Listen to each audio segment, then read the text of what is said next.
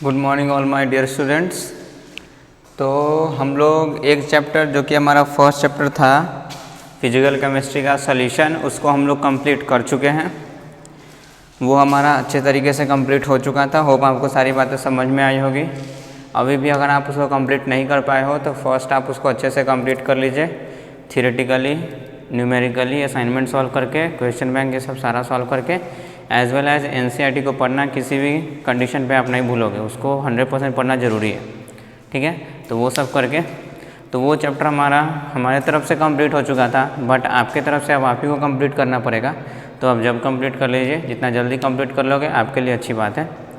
तो वो हमारा चैप्टर एंड हो चुका था। आज हम लोग फिजिकल केमिस्ट्री का जो नेक्स्ट चैप्टर है दैट इज़ बेसिकली इलेक्ट्रोकेमिस्ट्री, उसको हम लोग स्टार्ट करते हैं। तो our chapter is basically electrochemistry. काफ़ी आसान चैप्टर है, सॉल्यूशन की तरह ही, बस समझने की इसमें बात है, अंडरस्टैंडिंग वाली चैप्टर है। बाकी अगर आप अच्छे से समझते हो इसको तो काफ़ी ज़्यादा इंटरेस्टिंग लगने वाली है, आपको इंटरेस्ट डेवलप करेगा, डेफिनेटली आपको अच्छा लगेगा। बहुत कुछ याद रखने की चीज़ें इसमें नहीं होती हैं। 12th की जो केमिस्ट्री के पार्ट है फिजिकल केमिस्ट्री, वो काफ़ी आसान है। ठीक है, तो हमारा next chapter is basically electrochemistry. काफ़ी इंपॉर्टेंट चैप्टर है जेई के पॉइंट ऑफ व्यू से, नीट के पॉइंट ऑफ व्यू से, मतलब कोई भी कॉम्पिटिटिव एग्जामिनेशन के पॉइंट ऑफ व्यू से, क्योंकि कॉन्सेप्ट्स काफ़ी अच्छे हैं इसमें। बाकी बोर्ड के पॉइंट ऑफ व्यू से भी इम्पॉर्टेंट है हमारा। Now start our next chapter that is electro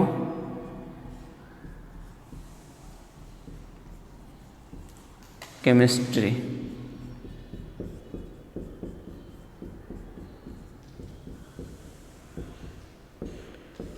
electrochemistry, okay. चलिए पहले तो हम लोग समझते हैं कि एक्चुअल में इलेक्ट्रोकेमिस्ट्री है क्या। तो हम लोग स्टार्ट करते हैं यहीं से कि व्हाट इज दिस चैप्टर, क्योंकि कोई भी चैप्टर पढ़ने से पहले चैप्टर का नाम समझ में आना चाहिए। जैसे सॉल्यूशन पढ़ने से पहले हम लोग सॉल्यूशन को समझे थे कि सॉल्यूशन क्या है, नहीं है, तब हम लोग डिफरेंट चीज़ पढ़े थे। देखिए, इलेक्ट्रोकेमिस्ट्री बेसिकली दो वर्ड से मिलकर के बना हुआ है। First one is electro, that stands for basically electron, और फ्लो ऑफ इलेक्ट्रॉन और flow of charge is basically क्या चाहिए हमारा, इलेक्ट्रिक, वही है ना हमारा। तो ये हमारा मिलकर के बना हुआ है electro, that is made up of the term electron, and basically flow of electron that is basically charge is basically क्या चीज, इलेक्ट्रिसिटी। ठीक है, दैट इज बेसिकली इलेक्ट्रिसिटी। ठीक है, तो इलेक्ट्रो टर्म से आया हमारा इलेक्ट्रिसिटी। ठीक है, now in chemistry basically stands for chemicals. ठीक है, इट इज केमिकल। देखिए, तो इलेक्ट्रिसिटी मतलब इलेक्ट्रिकल, हम लोग बात करें इलेक्ट्रिक। देखिए, एनर्जी बेसिकली दो टाइप का, इलेक्ट्रिकल एनर्जी मतलब जो इलेक्ट्रिसिटी के थ्रू हम लोग को मिल रहा है, केमिकल एनर्जी जो केमिकल्स के थ्रू हम लोग को मिल रहा है। आई बात समझ में, that is basically chemical energy जो इलेक्ट्रिसिटी के फॉर्म में एनर्जी है, that is electrical energy. That branch of chemistry which basically study about the conversion of electrical energy to chemical energy और chemical energy to electrical energy, that branch of chemistry is basically called क्या चीज, electrochemistry. आई बात समझ में, electro stands for electron and flow of electron is electric या electricity.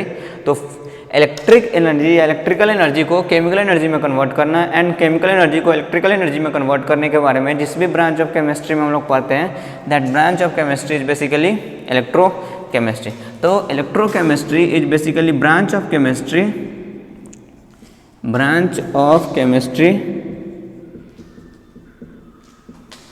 in which we study about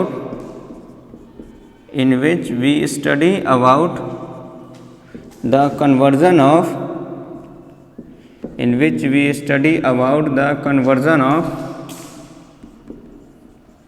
electrical energy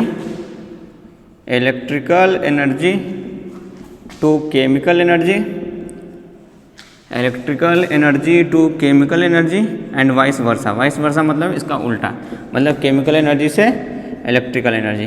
तो जिस भी ब्रांच ऑफ केमिस्ट्री में हम लोग इलेक्ट्रिकल एनर्जी का conversion chemical energy and chemical energy का कन्वर्जन इलेक्ट्रिकल एनर्जी में पढ़ते हैं, that branch of chemistry is basically electrochemistry. मतलब ये हो गया कि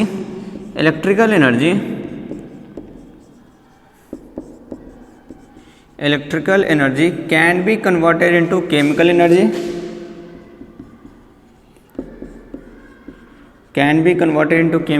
whereas chemical energy can too be converted into electrical energy. ये हमारा मतलब दोनों एक दूसरे में कन्वर्ट किया जा सकता है। It can be converted into this and this can be converted into this. अब इसी के बेसिस पे हमारा तो इलेक्ट्रिक केमिस्ट्री में भी हम लोग दो पार्ट में पढ़ेंगे। एक पार्ट वो पढ़ेंगे जिसमें हमारा इलेक्ट्रिकल एनर्जी किस में कन्वर्ट होगा, केमिकल एनर्जी में कन्वर्ट होगा, और दूसरा पार्ट हम लोग part B of the chapter ये पढ़ेंगे कि when chemical energy converts into which energy, electrical energy. आई बात समझ में? तो अभी हम लोग फर्स्ट स्टार्ट करते हैं part A of the chapter, जिसमें हम लोग पहले थोड़ा सा और भी पढ़ते हैं कि क्या होता है सेल वेल, ये वो सब पढ़ेंगे, देन आपको अच्छे से समझ में आएगा हमारा। तो पहले हम लोग पढ़ेंगे इलेक्ट्रिकल एनर्जी को केमिकल एनर्जी नहीं, पहले हम लोग पढ़ेंगे केमिकल एनर्जी को इलेक्ट्रिकल एनर्जी में कन्वर्ट करना, देन हम लोग पढ़ेंगे इलेक्ट्रिकल एनर्जी को किस में कन्वर्ट करते हैं हम लोग, केमिकल एनर्जी में। क्लियर? उसके लिए हम लोग एक टर्म पढ़ते हैं that is basically electrochemical cell. Electrochemical cell,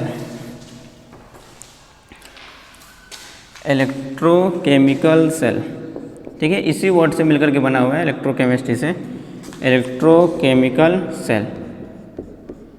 ठीक है, नाम ही फिर से electro, electro means flow of electron, that means electrical energy, chemical तो हमारा है ही। तो विच सेल, सेल मतलब वैसा सब्सटेंस या वैसा हमारा चीज़ या वैसा substance, anything which basically converts electrical energy into chemical energy and chemical energy into electrical energy, that type of substance or device is basically called electrochemical cell. तो device which converts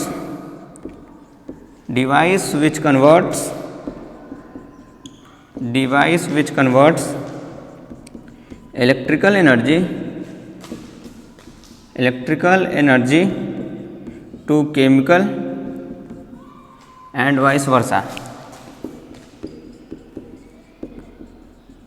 ठीक है, जैसे example अगर आपको देखना है तो बहुत बेसिक सा एग्जाम्पल है। जैसे मान लीजिए इन्वर्टर का बैटरी, आप लोग घर में इन्वर्टर होगा तो इन्वर्टर का बैटरी कैसे फंक्शन करता है, फंक्शन इस टाइप से करता है कि जैसे ही हमारा अगर लाइट आया हुआ होता है तो क्या कर देते हैं हम लोग, इन्वर्टर का स्विच ऑन कर देते हैं। अब इन्वर्टर का हम लोग जैसे ही स्विच ऑन करेंगे तो इन्वर्टर के स्विच ऑन करने की वजह से बेसिकली होता क्या चीज़ है कि इलेक्ट्रिसिटी हमारा आया हुआ है तो वो इलेक्ट्रिसिटी का फ्लो उस बैटरी में हो जाएगा, इलेक्ट्रिसिटी का फ्लो उस बैटरी में हो जाएगा, जिस वजह से बैटरी चार्ज हो गया। अब बैटरी में हमारा एसिड्स होता है, बहुत सारा केमिकल कंपाउंड होता है, हम लोग स्विच ऑन किए तो इलेक्ट्रिकल एनर्जी सप्लाई किए, वो बैटरी में जा करके एनर्जी स्टोर हो गया, मतलब वो बैटरी में केमिकल है तो वो इलेक्ट्रिकल एनर्जी जो स्विच ऑन करने के बाद था वो केमिकल एनर्जी में जा करके स्टोर हो गया। क्लियर? जब लाइट हमारा कट जाएगा फिर हमारा क्या होता है कि उल्टा वही जो charge battery of the inverter है वो हम लोग को वापस इलेक्ट्रिसिटी प्रोवाइड करने लगता है। दैट मीन्स वो जो केमिकल एनर्जी स्टोर हुआ था, जैसे ही लाइट कट गया हमारा, इलेक्ट्रिसिटी कट गई तो वही केमिकल एनर्जी वापस से हम लोग को इलेक्ट्रिसिटी में यूज़ हो जाता है, जिससे फैन चलता है, टीवी चलाते हैं, जो भी करते हो आप।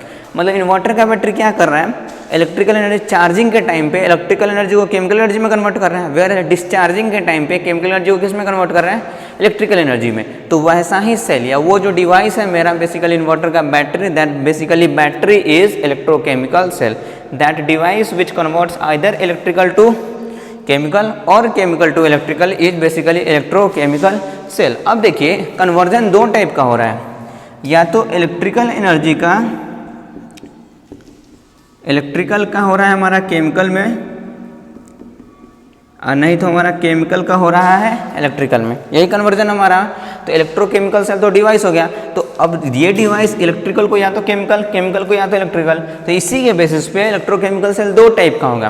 First cell is that cell which converts electrical energy to chemical energy, whereas the second cell is that cell which basically converts chemical energy to which energy, electrical energy। तो electrochemical cell is of two types। Next point करके आप लिखिएगा कि electrochemical cell हमारा basically दो type का होता है। ठीक है, हम आपको बता रहे हैं कि कौन कौन सा टाइप होता है, समझ में आया होगा होपफुली आपको। एक वैसा होगा जो इलेक्ट्रिकल को केमिकल में कन्वर्ट कर देगा, और दूसरा वैसा होगा जो केमिकल को इलेक्ट्रिकल में कन्वर्ट कर देगा। क्लियर?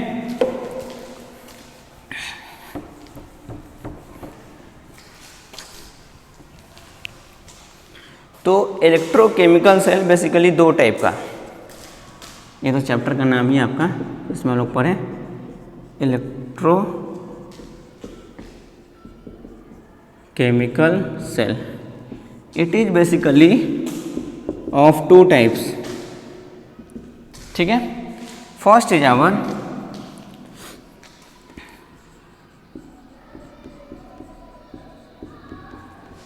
Galvanic cell. पहला हमारा गैल्वेनिक सेल, या इसी को हम लोग और भी बोलते हैं वोल्टेइक सेल, गैल्वेनिक सेल और वोल्टेइक सेल, ठीक है। Whereas the second type of cell is basically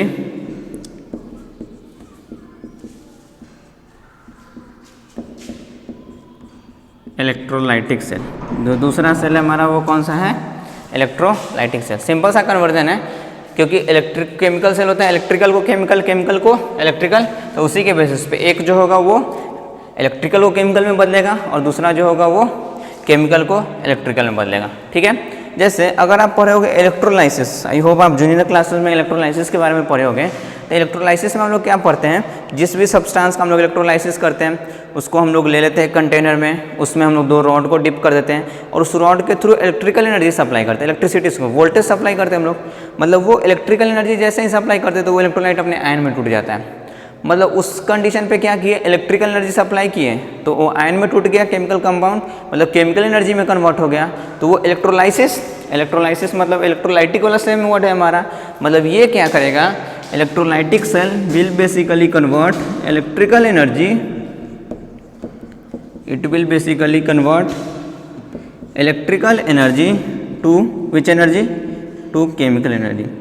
that type of electrochemical cell which will convert electrical energy to हमारा chemical energy, that type of chemical cell is basically called electrolytic cell। तो electrolytic cell वो होगा जो electrical energy को क्या करेगा, हमारा chemical energy में कन्वर्ट करेगा। और वो जो इलेक्ट्रिकल एनर्जी आप सप्लाई कर रहे होगे वो केमिकल एनर्जी में कैसे कन्वर्ट करेगा, तो इलेक्ट्रिकल एनर्जी आप सप्लाई करोगे तो केमिकल जो भी कंपाउंड होगा that will break into its ion.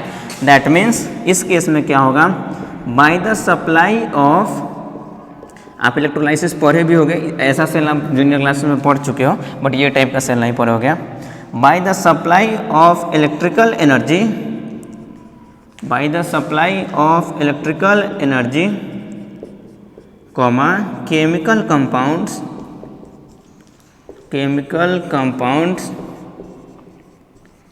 Break into its ion, break into its ions. Clear? आई बात समझ में कि हम लोग जैसे इलेक्ट्रिकल एनर्जी सप्लाई करेंगे तो जो केमिकल कंपाउंड होगा वो अपने आयंस में ब्रेक कर जाएगा। कौन से सेल में? Electrolytic cell. अब ये हो गया जो इलेक्ट्रिकल को केमिकल, तो ये क्या होगा हमारा galvanic cell. Galvanic cell is that type of electrolytic cell which basically converts chemical energy, उसका रिवर्स होगा ना, that will basically converts chemical energy to which energy, it converts chemical energy to electrical energy. आई बात समझ में? मतलब chemical energy मतलब chemical reaction ये सब खुद ब खुद होगा और वो कन्वर्ट कर रहा है इलेक्ट्रिकल एनर्जी में। इलेक्ट्रिकल एनर्जी में मतलब हम लोग को क्या मिलेगा, इलेक्ट्रिसिटी मिलेगा। दैट मीन्स ऐसे टाइप के सेल में केमिकल एनर्जी कन्वर्ट करता है इलेक्ट्रिकल एनर्जी में, मतलब केमिकल एनर्जी मतलब केमिकल रिएक्शंस होंगे और वो जो केमिकल रिएक्शंस होते हैं वो स्पॉन्टेनियस केमिकल रिएक्शन होते हैं।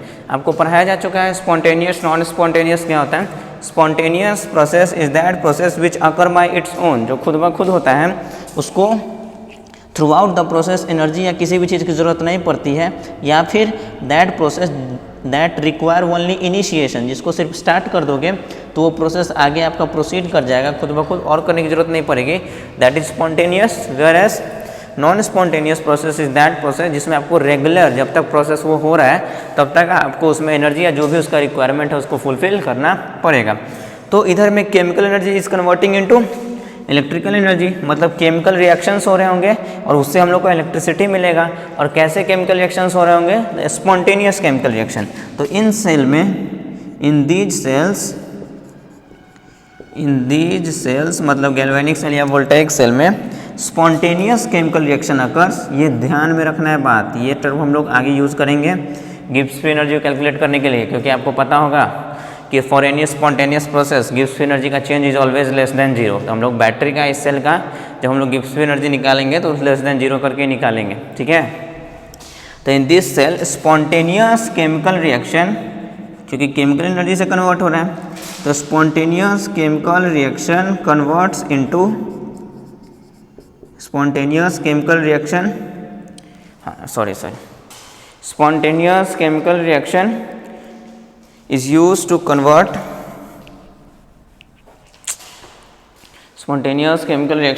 used to convert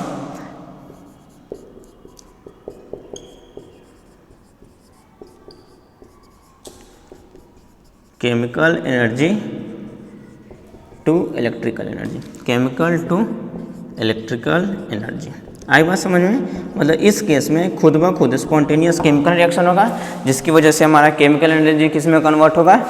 electrical energy. तो सिंपल है, galvanic that means chemical to electrical and electrolytic that means electrical to chemical. इस केस में हमारा क्या होगा?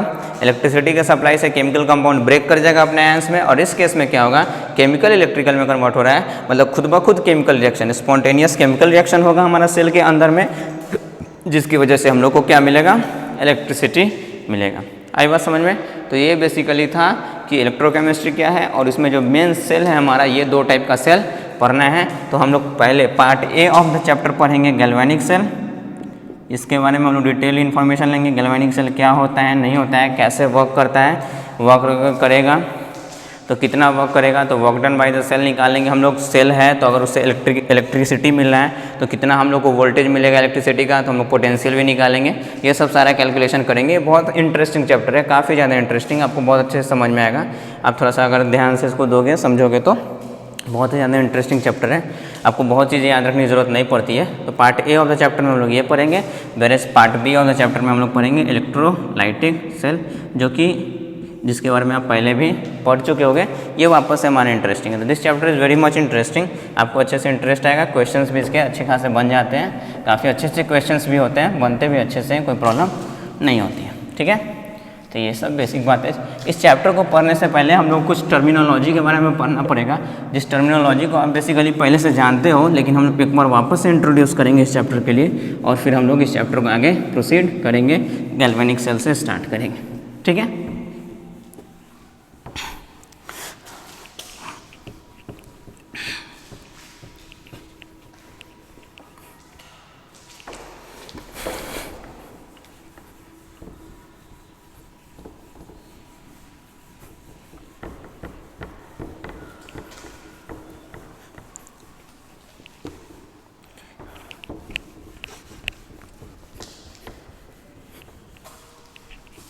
चलिए तो लिखिए सम बेसिक टर्मिनोलॉजी।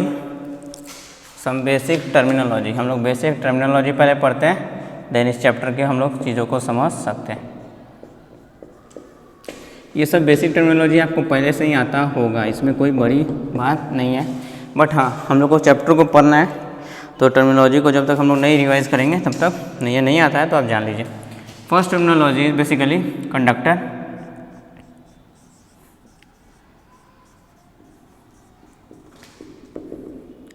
कंडक्टर नाम से ही क्लियर, कंडक्ट मतलब अपने अंदर से ट्रांसफर होने देना।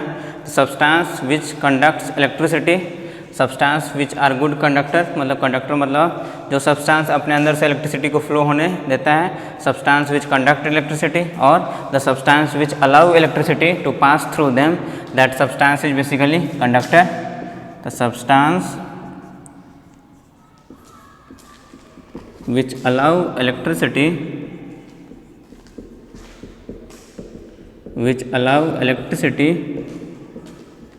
to pass through them, substance which allow electricity जो अपने अंदर से पास होने देगा, that is basically conductor। whereas the second term आप जानते हो कि basically insulator। तो insulator क्या होता है? जो substance और अच्छे से electricity conduct करने देता है, नहीं, substance which does not allow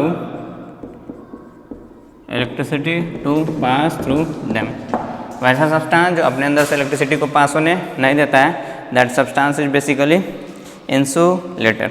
ठीक है, हम लोग पढ़ते हैं कंडक्टर, क्योंकि हम लोग को इधर में कंडक्टर के बारे में पढ़ना है, इंसुलेटर के बारे में डिस्कशन नहीं करना है। तो कंडक्टर तो समझ में आया, इलेक्ट्रिसिटी को अपने अंदर से फ्लो होने देगा, पास होने देगा। Next is types of conductor. Conductor जो है basically that is basically of three types। और ये जो टाइप हम लोग डिस्ट्रीब्यूट कर रहे हैं that is on the basis of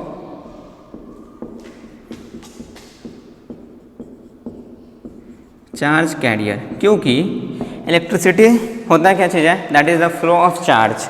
तो चार्ज का फ्लो होगा, उसी की वजह से कोई सब्सटेंस हमारा इलेक्ट्रिसिटी कंडक्ट करेगा।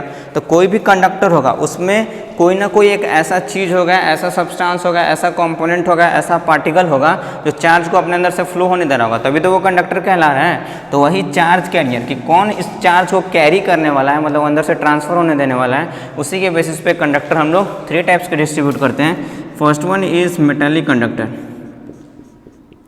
पहला कंडक्टर कौन सा है, मेटालिक कंडक्टर, ठीक है। Second one is mixed conductor,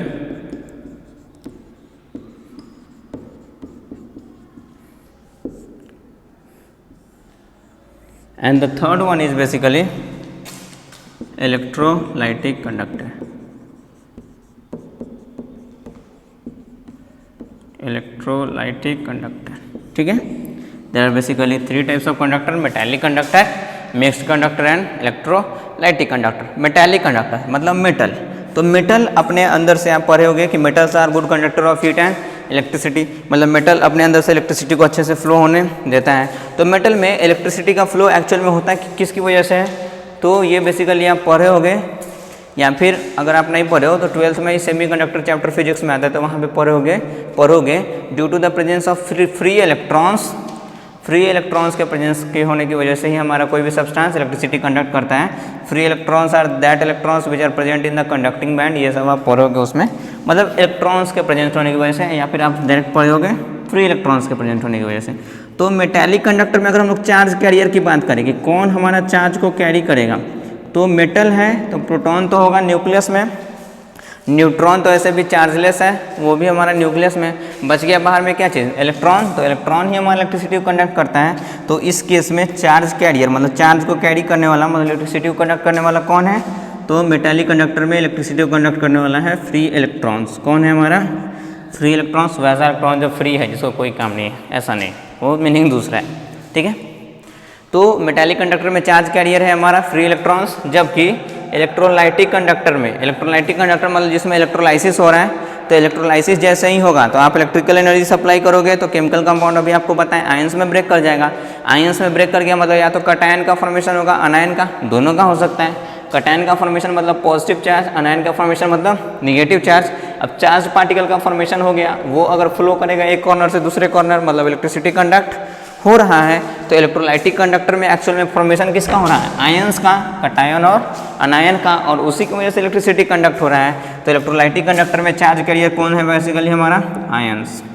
इसमें हमारा चार्ज कैरियर कौन है, आयंस, आइदर कटायन और अनायन और बोथ, तीनों हो सकता है हमारा, कटायन भी हो सकता है, अनायन, या फिर दोनों है हमारा, तो आयंस की वजह से। थर्ड इज मिक्स्ड कंडक्टर, इसमें फ्री इलेक्ट्रॉन्स, इसमें आयन, तो मिक्स्ड कंडक्टर में दोनों होगा, free electrons as well as ions। आई बात समझ में, that type of conductor which in which charge carrier are free electrons as well as ions are basically mixed conductor। वैसा type का कंडक्टर जिसमें ions is the charge carrier is electrolytic, जिसमें free electron is the charge carrier is basically metallic। तो हम लोग को 2 conductor के बारे में पढ़ना है, एक्चुअल में डिटेल्ड में पूरे एक्सप्लेन करके हम लोग को पढ़ना है इलेक्ट्रोलाइटिक कंडक्टर के बारे में, थोड़ा सा हम लोग को पढ़ना है मेटालिक कंडक्टर के बारे में। और मेटालिक कंडक्टर के बारे में आप पढ़े होंगे, क्या चीज़ बोलते हैं, मेटल के बारे में पढ़े ही होंगे कि मेटल कैसे कैसे इलेक्ट्रिसिटी कंडक्ट करता है, फिजिक्स में भी, कि हमारा इसका रेसिस्टेंस ये सब कैसे कैलकुलेट करते हैं, इसका लेंथ एरिया पे ये सब पे डिपेंड करता है, रेसिस्टिविटी एक्सेट्रा। तो ये सब हम लोग थोड़ा बहुत पढ़ेंगे। बट ये सब जो हमारा मेटालिक कंडक्टर के बारे में डिटेल इन्फॉर्मेशन, इलेक्ट्रोलाइटिक कंडक्टर के बारे में डिटेल इन्फॉर्मेशन, ये सब इन्फॉर्मेशन हम लोग लेंगे, that is in the part B of the chapter, मतलब second part of the chapter, उसमें हम लोग पढ़ेंगे, ठीक है। अभी हम लोग बेसिकली स्टार्ट करते हैं इलेक्ट्रोलाइटिक कंडक्टर। तो इलेक्ट्रोलाइटिक कंडक्टर मतलब दैट टाइप ऑफ कंडक्टर जिसमें हमारा चार्ज कैरियर बेसिकली कौन सा है, आयन है, उसकी वजह से इलेक्ट्रिसिटी कंडक्ट हो रहा है। इलेक्ट्रोलाइटिक कंडक्टर में प्रेजेंट क्या क्या चीज़ हो सकता है, मतलब terminology that is use in the electrolytic conductor, ठीक है, वो टर्मिनोलॉजी हम लोग पढ़ते हैं। बाकी और भी बेसिस पे इलेक्ट्रोलाइटिक कंडक्टर का रेसिस्टेंस, कंडक्टेंस, ये सब कैसे मेजर करेंगे, क्योंकि फिजिक्स में हम लोग मेटालिक कंडक्टर का ही सिर्फ रेसिस्टेंस कंडक्टेंस मेजर करते हैं, पर इधर में केमिस्ट्री में इलेक्ट्रोलाइटिक कंडक्टर बहुत ज़्यादा यूज होता है। ये भी तो एक टाइप का कंडक्टर है, तो इसका भी हम लोग रेसिस्टेंस कंडक्टेंस ये सब मेजर करेंगे। ठीक है, तो वो सब part B of the chapter में। अभी हम लोग पढ़ते हैं कि इलेक्ट्रोलाइटिक कंडक्टर में कौन कौन सा टर्म हमारा होता है, कौन कौन सा चीज़ें होती हैं, क्योंकि वो सब हम लोग को गैल्वेनिक सेल ये सब में आएगा, तो आपको पता होगा, तभी आप अच्छे से पढ़ सकते हो। तो इधर का हम कुछ टर्म पढ़ेंगे जो इस कंडक्टर में यूज़ किया जाता है, बाकी इस कंडक्टर का प्रॉपर्टीज हम लोग पढ़ेंगे part B of the chapter.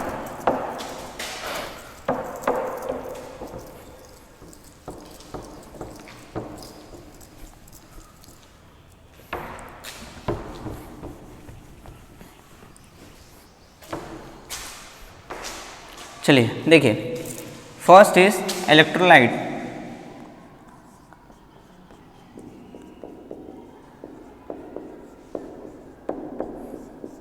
Electrolyte पढ़ा चुके हैं आपको, एक बार नहीं कई बार पढ़ा चुके हैं, आयनिक में भी पढ़ाए हैं, सॉल्यूशन में भी पढ़ाए हैं, इधर भी पढ़ाया है। इलेक्ट्रोलाइट क्या होता है?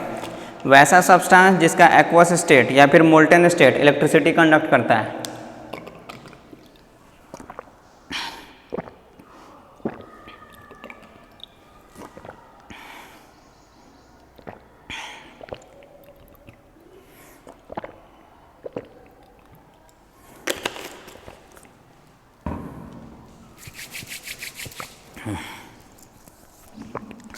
इसके बारे में हम लोग पढ़ चुके हैं। Electrolyte are that substance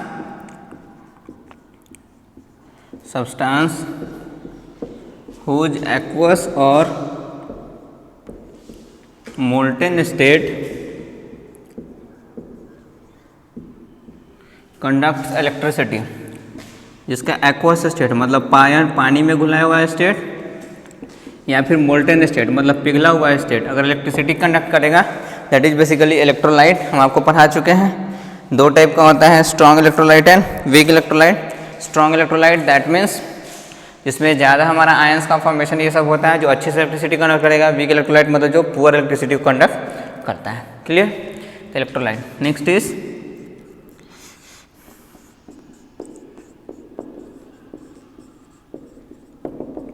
electrodes. पढ़े होगे आप इसके बारे में, जब इलेक्ट्रोलाइसिस पढ़े होगे।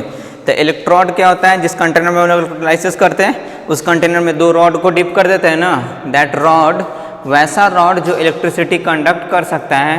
क्योंकि आप पढ़े होगे कि ये हमारा, मान लीजिए इलेक्ट्रोलाइसिस का कंसेप्ट आपको बता रहे हैं, ये कंटेनर है, इसमें यहाँ तक इलेक्ट्रोलाइट रखा हुआ है।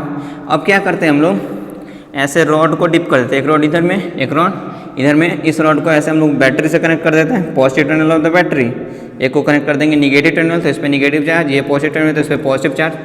अब रॉड हम लोग वायर को तो इस रॉड में बांध दिए हैं, वायर को तो जो वायर हमारा बैटरी से या वोल्टेज के सोर्स से आया उसको तो रॉड में बांध दिए हैं। बाकी इलेक्ट्रिसिटी कंडक्ट अंदर में होना चाहिए, मतलब इस रॉड के थ्रू इलेक्ट्रिसिटी फ्लो करके आया होगा, मतलब ये हमारा इलेक्ट्रिसिटी कंडक्ट कर रहा है कि नहीं? ऑब्वियसली कंडक्ट कर रहा है, ये भी कंडक्ट कर रहा है। That mean these are the conducting rod और insulating rods. Obviously conducting rod क्योंकि इलेक्ट्रिसिटी कंडक्ट कर रहा है। तो conducting rod that type of rod which basically conducts electricity, जिसको हम लोग इलेक्ट्रोलाइसिस में यूज करते हैं, दैट आर इलेक्ट्रोड्स। तो electrodes are nothing, they are simply the conducting rods. Conducting rods मतलब जो इलेक्ट्रिसिटी कंडक्ट करेगा, दैट इज बेसिकली इलेक्ट्रॉन। आप पढ़े होगे कि इलेक्ट्रोड दो टाइप का होता है। First one is cathode and second one is anode. Electrode कितने टाइप का? दो टाइप का। First one is cathode and second one is anode. अब आप पढ़ोगे कि कैथोड वो होता है जिस पे निगेटिव चार्ज, एनोड वो होता है जिस पे पॉजिटिव चार्ज। बहुत ही गलत बात है, ये सब हम लोग जूनियर क्लासेस में पढ़ते हैं, ऐसा एक्चुअल में नहीं होता है। यहाँ हम लोग नया डेफिनेशन याद रखेंगे इन सब का, और ये मतलब जो भी डेफिनेशन है हर जगह एप्लीकेबल होगा। आप इसको ध्यान से रखो, इसका पुराना सारा चीज़ भूल जाइए। Cathode is that type of electron और that conducting rod on which, जिस पे रिडक्शन अकर, जिस पे रिडक्शन होगा, दैट इज कैथोड।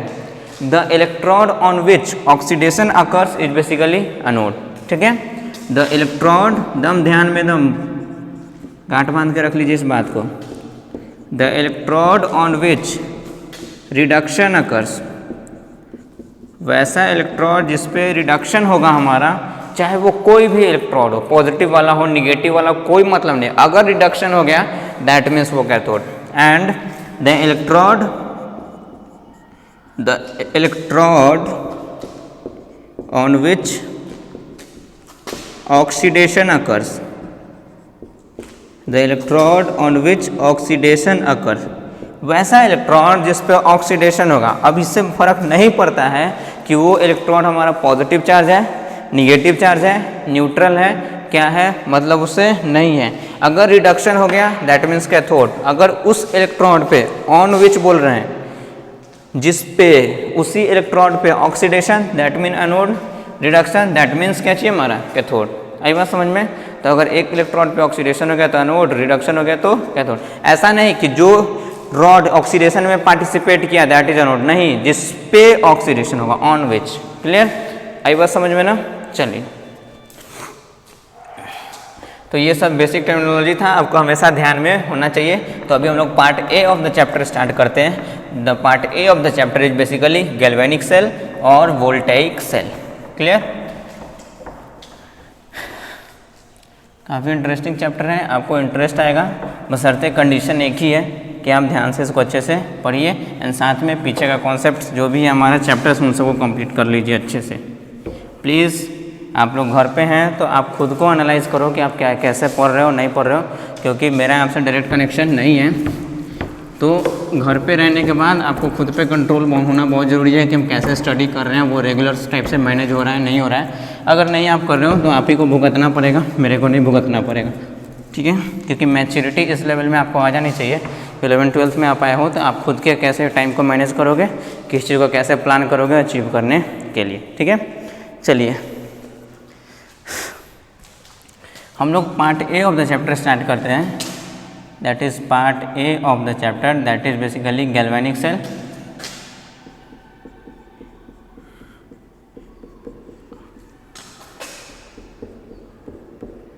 और इसी को हम लोग बोलते हैं वोल्टेइक सेल। ठीक है? सिंपल। पहले आपसे पूछेगा व्हाट इज गैल्वेनिक सेल और वोल्टेइक सेल, तो अभी हम लोग पढ़ चुके हैं। Galvanic cell is that electrochemical cell which basically converts chemical energy to electrical energy, is called basically galvanic cell और वोल्टेइक सेल। ये हम लोग पढ़ चुके हैं, इसमें कोई भी कन्फ्यूजन हमारा नहीं है। हम आपको ये भी पढ़ा चुके हैं कि in this case spontaneous chemical reaction occurs, जिसकी वजह से हमारा केमिकल एनर्जी किस में कन्वर्ट होता है, इलेक्ट्रिकल एनर्जी। इस वर्ड को मार्क कर लीजिएगा कि गैल्वेनिक सेल के अंदर में स्पॉन्टेनियस मतलब खुद ब खुद केमिकल रिएक्शन होता है, जिसकी वजह से हमारा केमिकल एनर्जी किस में कन्वर्ट होता है, इलेक्ट्रिकल एनर्जी। इस सेल को समझिएगा आप, इस सेल को समझना बहुत ही ज़्यादा इंपॉर्टेंट है। हम इस सेल को सेटअप करते हैं, पहले आपको ड्रॉ करके बताते हैं कि ये सेल कैसा है, नहीं है, देन हम लोग इसको अच्छे से समझेंगे। ठीक है? आई बात समझ में ना? इसका फंक्शन, इसका वर्किंग हम आपको बताएंगे। पहले इस सेल को अच्छे से हम लोग ड्रॉ कर लेते हैं। एक बार सेल को समझना अच्छे से बहुत ज़रूरी है, उसके बाद तो हम लोग आर्बिट्रेरी कुछ भी सेल बनाएंगे और चेक करेंगे कि ये वर्क करेगा कि नहीं। इन एक बार सेल कैसे बन रहा है वो आपको हमेशा पता होना चाहिए।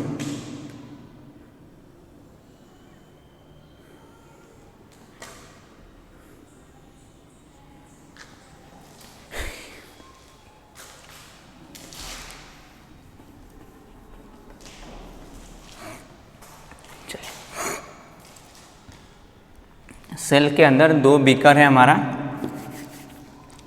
इसमें मान लीजिए हम एक सिंपल सा सेल ले रहे हैं। This type of galvanic cell, जो भी सेल बनाएंगे उसका नाम होता है डैनियल सेल। डैनियल सेल, हम अभी डैनियल सेल को ड्रॉ कर रहे हैं। It is a type of galvanic cell. इसमें जिंक सल्फेट का सॉल्यूशन ले लेंगे लेफ्ट वाले कंटेनर में। राइट वाले कंटेनर में आर्बिट्रेरी कुछ भी नहीं, इसको यहाँ उसको यहाँ कुछ नहीं, ये सब फिक्स चीज़ें हैं। और राइट वाले कंटेनर में हम लोग कॉपर सल्फेट का सॉल्यूशन ले लेंगे। ठीक है? जिस कंटेनर में हम लोग जिंक सल्फेट का सॉल्यूशन लिए उसमें हम लोग एक रॉड को भी डिप करेंगे। मान लीजिए कि यहाँ तक जिंक सल्फेट का सॉल्यूशन है, यहाँ तक कॉपर सल्फेट का सॉल्यूशन है। उसमें हम लोग एक रॉड को भी डिप करेंगे एंड वो जो रॉड होगा that rod is basically of zinc. वो किसका रॉड होना चाहिए हमारा, Zn, जिंक का ही रॉड होना चाहिए। जिंक सल्फेट का सॉल्यूशन तो जिंक का ही इलेक्ट्रोड रहेंगे, conducting rod that means electron copper sulphate के वाले सोल्यूशन में भी एक इलेक्ट्रॉन लेंगे और यहाँ पे हमारा कॉपर का सल्फेट है, मतलब ये इलेक्ट्रॉन हम लोग किस चीज़ का लेंगे, that will basically of copper. अब क्या कर देते हैं, ये जो रॉड है इस दोनों रॉड को हम लोग क्या कर देते हैं, एक वायर से कनेक्ट कर देते हैं। तो ये वायर से कनेक्ट हो गया और इस वायर से कनेक्ट करते हुए बीच में एक आप एमीटर नहीं तो वोल्टमीटर कुछ भी आप लगा लीजिए। सपोज कीजिए कि इधर में हम लोग वोल्टमीटर लगाए हैं, ठीक है। वोल्टमीटर अगर उसमें डिफ्लेक्शन अगर 0 पे है दैट मीन्स नो वोल्टेज, अगर हमारा इधर उधर डिफ्लेक्ट कर रहे हैं पॉजिटिव निगेटिव वोल्टेज जो भी आप देख सकते हो, तो इधर उधर अगर डिफ्लेक्ट कर रहे हैं जो भी अब जैसा होता है वोल्टमीटर फिजिक्स में आप इसका पढ़ोगे कैसा होता है नहीं होता है, इधर हम लोग सिंपली यही समझेंगे कि इफ वोल्टमीटर शोज डिफ्लेक्शन, अगर उसके हमारा जो भी हमारा उसका निडल है उसमें अगर डिफ्लेक्शन होगा दैट मीन्स इलेक्ट्रिसिटी का फ्लो हो रहा है, ठीक है। आई बात समझ में।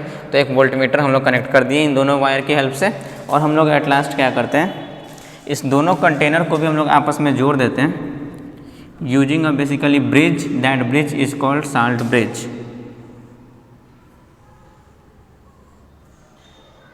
This is a bridge,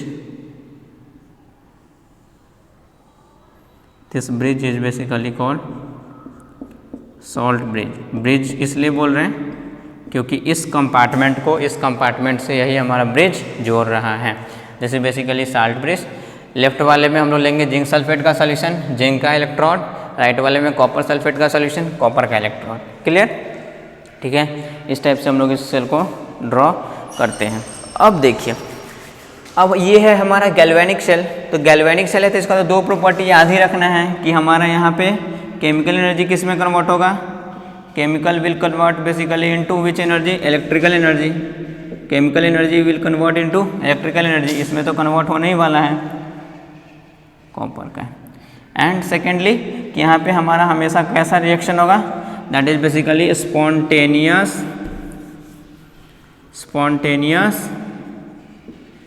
chemical reaction will occur. Spontaneous chemical reaction मतलब that chemical reaction which will occur by its own. अब देखिए इस केस में इस सेल में दो केमिकल रिएक्शन का होने का पॉसिबिलिटी है, वो पॉसिबिलिटी मैं आपको बता रहा हूँ। क्या पॉसिबिलिटी है पहले आप समझिए, फिर हम आपको बताएंगे कैसे कैसे होगा। देयर आर टू पॉसिबिलिटीज, एक तो जिंक रिएक्ट कर जाए कॉपर सल्फेट के साथ और जिंक कॉपर को डिस्प्लेस कर दे और बन जाए जिंक सल्फेट और कॉपर अकेला बाहर निकल जाए मतलब न्यूट्रल कॉपर। या फिर सेकेंड पॉसिबिलिटी इज दिस कि कॉपर हमारा रिएक्ट कर जाए जिंक के सल्फेट के साथ और copper will displace the zinc, तो ये बन जाएगा कॉपर सल्फेट और हमारा यहाँ से जिंक बाहर निकल जाएगा तो zinc. There are two possible chemical reaction which will occur in this two compartment. दोनों कंपार्टमेंट को जोड़ने के बाद ये दो केमिकल रिएक्शन का पॉसिबिलिटी हमारा होता है, ठीक है। अब ये दो केमिकल रिएक्शन का हमारा पॉसिबिलिटी है बेसिकली। अब इसमें चेक कीजिए कि कौन सा केमिकल रिएक्शन होगा, ये हम लोग खुद भी चेक कर सकते हैं। हमारे अभी तक के इन्फॉर्मेशन से अगर आप पढ़े होंगे जो भी पहले की मेटल का रिएक्टिविटी है सब, तो according to reactivity series of metal, according to metal reactivity series, metal के रिएक्टिविटी सीरीज के बेसिस पे आप पढ़े हो कि डिस्प्लेसमेंट रिएक्शन। तो डिस्प्लेसमेंट रिएक्शन तभी पॉसिबल है व्हेन हमारा more reactive metal displaces the less reactive metal. जब एक ज़्यादा reactive metal less reactive metal को डिस्प्लेस करके खुद वहाँ पे आ जाता है, that type of reaction is basically displacement reaction. तो डिस्प्लेसमेंट रिएक्शन तभी होगा व्हेन वन इज मोर हमारा क्या चीज़ reactive whereas the other metal is less reactive. अब रिएक्टिविटी सीरीज के बेसिस पे zinc is more reactive, Zn is more reactive than copper. Zinc हमारा कॉपर से ज़्यादा रिएक्टिव है। अगर आप रिएक्टिविटी सीरीज देखोगे तो जिंक अगर कॉपर से ज़्यादा रिएक्टिव है तो कभी भी जिंक ही ना कॉपर को डिस्प्लेस करेगा, मतलब कॉपर को उसके पोजीशन से हटा के खुद आके लग जाएगा because it is more reactive.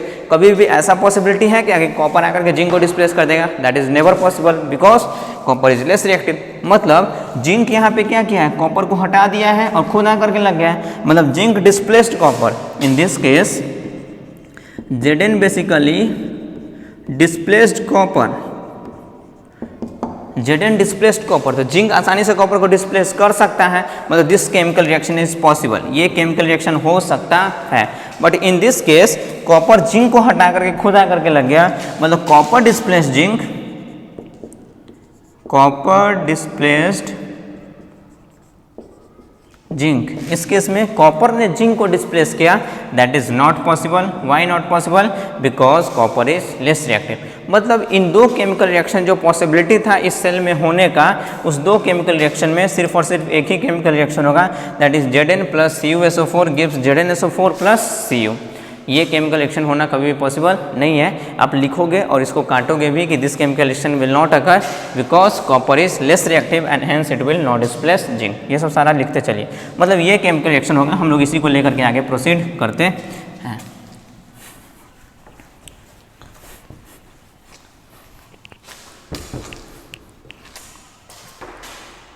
अब देखिए, तो ये तो हो गया, मतलब ये केमिकल रिएक्शन इस सेल में हो रहा होगा, ये तो हम लोग जान चुके हैं कि this chemical reaction might be occurring in the cell, यही केमिकल रिएक्शन सेल में अकर हो रहा होगा। नाउ अब ये जो केमिकल रिएक्शन हम लोग लिखे हैं, this is the molecular form, मतलब इसमें पूरा मॉलिक्यूल का हम लोग नाम भी लिखे हैं, मॉलिक्यूलर फॉर्म में हम लोग लिखे हैं इसको, जैसे कॉपर सल्फेट। अगर हम लोग यहाँ पे जिंक सल्फेट, अगर इसी केमिकल रिएक्शन का हम लोग आयनिक फॉर्म लिखें कि सिर्फ उसमें आयन को हम लोग कंसीडर करेंगे, तो आयनिक फॉर्म हम लोग लिखते हैं तो अनायन को नेग्लेक्ट कर देते हैं, अनायन को एक्चुअल में नहीं नेग्लेक्ट करते हैं, जो भी सेम टाइप का आयन बन रहा है ना उसको नेग्लेक्ट कर देते हैं। जैसे इस केस में देखिए, या फिर आप एक्सपैंड कर लो तभी हमें क्लियर हो जाएगा। ये तो जिंक का जिंक, ये तो आयन में कन्वर्ट नहीं होगा भाई, सॉलिड है तो सॉलिड ही है ना, जिंक हमारा मेटल है, अगर नॉर्मल स्टेट में मतलब सॉलिड ही होगा। यहाँ पे हमारा आयन दो बन सकता है, एक तो Cu2+ और एक क्या बन सकता है SO4 2-। अरे सॉल्ट है तो ये कटायन या आयन बनेगा ना जी, और ये इधर में प्रोडक्ट में ये भी सॉल्ट है तो इट विल फॉर्म Zn2+ और SO4 2-, और ये कॉपर जैसा का था न्यूट्रल वैसा ही वैसा है। सेम आयन कौन कौन सा है? कॉपर सल्फेट, तो सॉरी सल्फेट आयन कैंसिल हो जाएगा, तो ओवरऑल आयनिक फॉर्म में बचा क्या चीज़? तो इधर में बच गया जिंक, जो कि रूम टेम्परेचर पे सॉलिड स्टेट में है। ये जिंक सॉलिड कर लीजिए केमिकल रिएक्शन अच्छा से लिखने के लिए। CuSO4 हमारा इलेक्ट्रोलाइट है तो ये एक्वस स्टेट में, ये भी हमारा इलेक्ट्रोलाइट है तो ये भी एक्वस स्टेट में, और ये कॉपर हमारा मेटल है तो फिर से सॉलिड स्टेट में। अच्छे से हम लोग रिएक्शन को लिख देते हैं, जिंक सॉलिड प्लस यहाँ पे Cu2+ ऑब्वियसली एक्वस स्टेट में, ये भी होगा एक्वस स्टेट में, ये भी एक्वस स्टेट में, ये भी एक्वस स्टेट में, तो प्लस यहाँ पे Cu2+ that is in aqueous state, that is giving, इधर में क्या चीज़ SO4- कट गया, it is Zn2+ that is aqueous state plus Cu। तो ओवरऑल अगर आयनिक फॉर्म लिखें तो इस सेल में ये केमिकल रिएक्शन हो रहा होगा in the ionic form. Clear? Hope आपको बातें समझ में आ रही होगी। ठीक है, समझ में आया? सेम आयन था इसलिए हम लोग उसको हटा दिए, तो आयनिक फॉर्म में हमारा ये बच गया। नाउ अब देखिए, अगर इस आयनिक फॉर्म की बात करें, मैं आपको इरेज कर रहा हूँ, इसको आप नोट डाउन कर लोगे अच्छे से।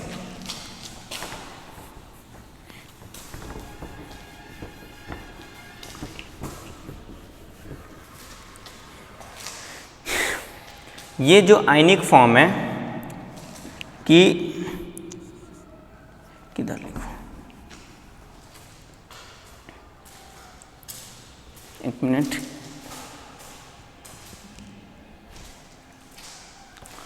ये जो आयनिक फॉर्म है इसको मैं यहाँ पे लिखता हूँ कि Zn solid plus Cu2+ aqueous is basically giving Zn2+ aqueous plus copper solid, यही हमारा फॉर्म है। चलिए एक मिनट, चलिए नहीं देखिए, अब ये जो हमारा आयनिक इक्वेशन आ गया कि आयनिक केमिकल रिएक्शन जो इस सेल में एक्चुअल में हो रहा होगा, अब इस इक्वेशन को हम लोग समझने की कोशिश करते हैं। Now this equation basically consist of 2 part, इसको हम लोग 2 पार्ट में ब्रेक कर सकते हैं आसानी से हम लोग ब्रेक कर सकते हैं इसको 2 पार्ट में। दैट पार्ट इज बेसिकली, आपको बता रहा हूँ,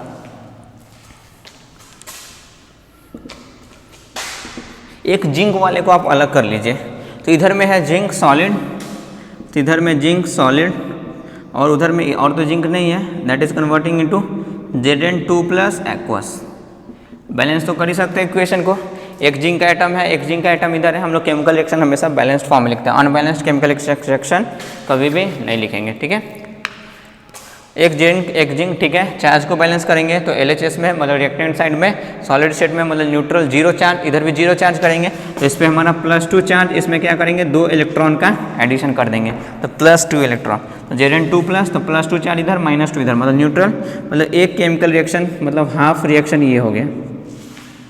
सेकेंड पार्ट हम लोग कॉपर का ले लेते हैं, तो कॉपर वाले में क्या है, इधर में LHS में है Cu2+ एक्वस और हमारा प्रोडक्ट साइड में क्या चीज़ है कॉपर सॉलिड स्टेट में हमारा न्यूट्रल, मतलब ये एक एटम नंबर ऑफ एटम तो बैलेंस है 4, इधर में +2 इधर में 0, मतलब हम लोग को पूरा इधर में भी 0 करना है तो इधर में 2 इलेक्ट्रॉन का एडिशन कर देंगे LHS में ही, मतलब रिएक्टेंट के साइड, तो ये हमारा हो गया, ठीक है।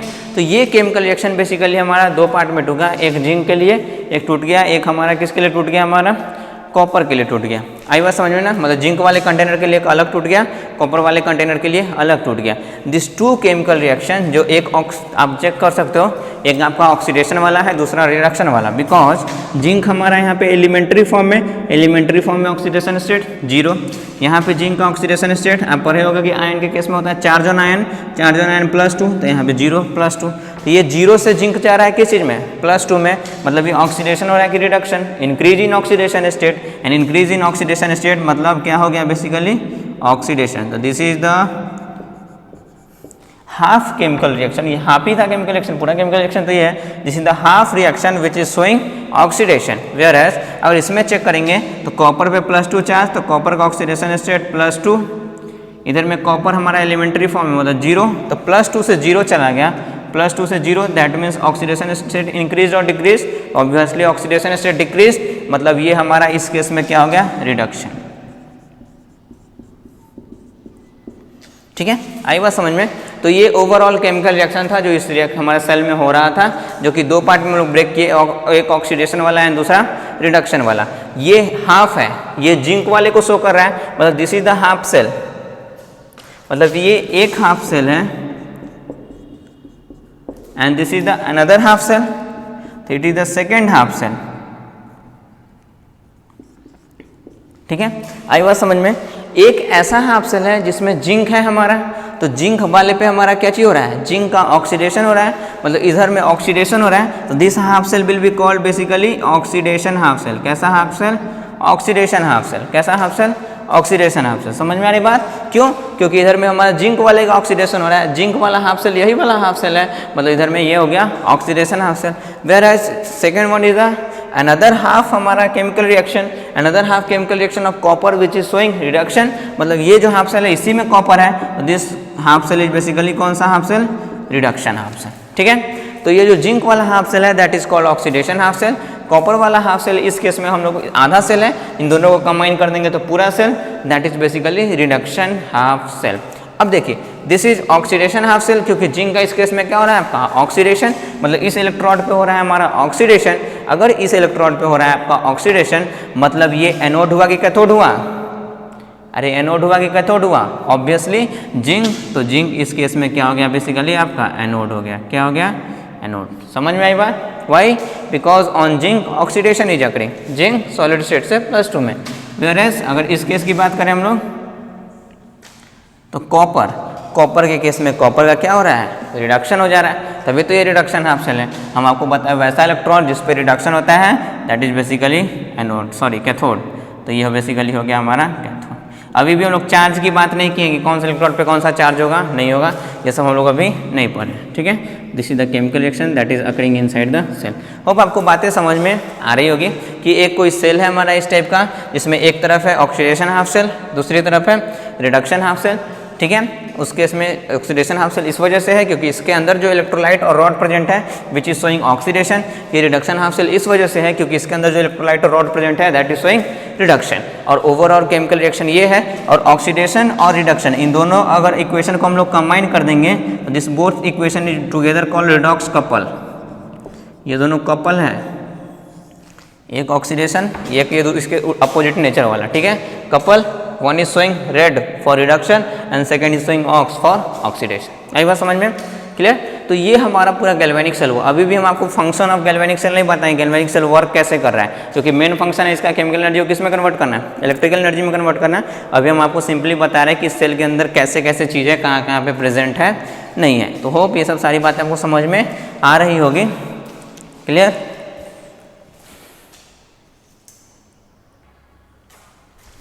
अब देखिए इस हमारे हाफ सेल में ऑक्सीडेशन हो रहा है, मतलब इसमें एनोड प्रेजेंट है। तो ये जो आधा सेल है या जो हाफ कंपार्टमेंट है, this compartment is also called anodic compartment. इस कंपार्टमेंट को हम लोग कौन सा कंपार्टमेंट बोलते हैं, एनोडिक कंपार्टमेंट। एनोडिक कंपार्टमेंट मतलब क्या चीज़, क्योंकि इसमें प्रेजेंट क्या चीज़ है, एनोड। इस कंपार्टमेंट को क्या बोलेंगे, इसमें प्रेजेंट है हमारा कैथोड। तो this compartment can also be called as cathodic compartment. जिस कंपार्टमेंट को हम लोग और भी क्या बोल सकते हैं, कैथोडिक कंपार्टमेंट।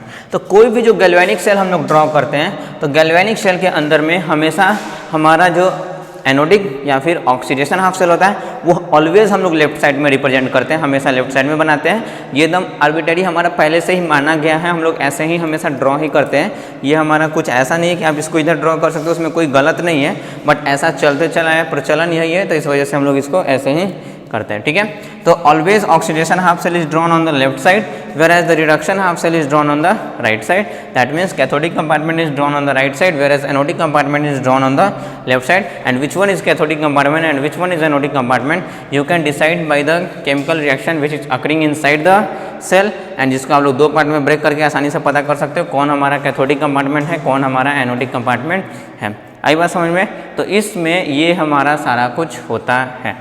ठीक है, तो अभी के केस में मैं आपको इतना ही पे ड्रॉप कर रहा हूँ कि हम लोग सिर्फ रिप्रेजेंटेशन पढ़ रहे हैं कि गैल्वेनिक सेल है क्या, which is converting chemical energy into electrical energy. कैसे होता है, तो स्पॉन्टेनियस केमिकल रिएक्शन हमारा सेल के अंदर, ये दैट इज होल सेल, इस पूरे सेल में हमारा स्पॉन्टेनियस केमिकल रिएक्शन होगा, जिसकी वजह से केमिकल एनर्जी किस में कन्वर्ट करेगा, इलेक्ट्रिकल एनर्जी में।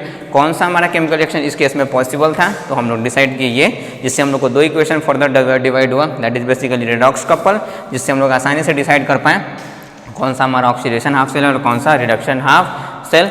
तो आप आसानी से, और हम आपको ये भी बताएं कि oxidation half cell is always drawn on the left side, whereas the reduction half cell is drawn on the right side. तो अभी हम लोग सिर्फ पढ़े हैं कि कैसे कैसे क्या है गैल्वेनिक सेल, उसके अंदर कैसे कैसे रिप्रेजेंटेशन है। अभी हमारा फंक्शनिंग ऑफ गैल्वेनिक सेल, कि गैल्वेनिक सेल कैसे फंक्शन करेगा, एनोड पे कौन सा चार्ज आएगा, पॉजिटिव की निगेटिव, कैथोड पे कौन सा चार्ज आएगा, पॉजिटिव की निगेटिव, डिफ्लेक्शन कब शो करेगा, करंट कौन से कंपार्टमेंट से कौन से कंपार्टमेंट की तरफ जाएगा, इलेक्ट्रॉन कौन से कंपार्टमेंट से कौन से कंपार्टमेंट की तरफ जाएगा, मतलब फंक्शनिंग ऑफ गैल्वेनिक सेल हम लोग नेक्स्ट लेक्चर में उसको प्रोसीड करेंगे। होप आपको ये सारी बातें समझ में आई होगी। तो अभी तक हम लोग यहीं पे इसको फिनिश करते हैं, फिर नेक्स्ट लेक्चर में हम लोग इसी सेल को कंटिन्यू करेंगे, यहीं से हम लोग इसके फंक्शनिंग ये सब को पढ़ेंगे। Okay, thank you.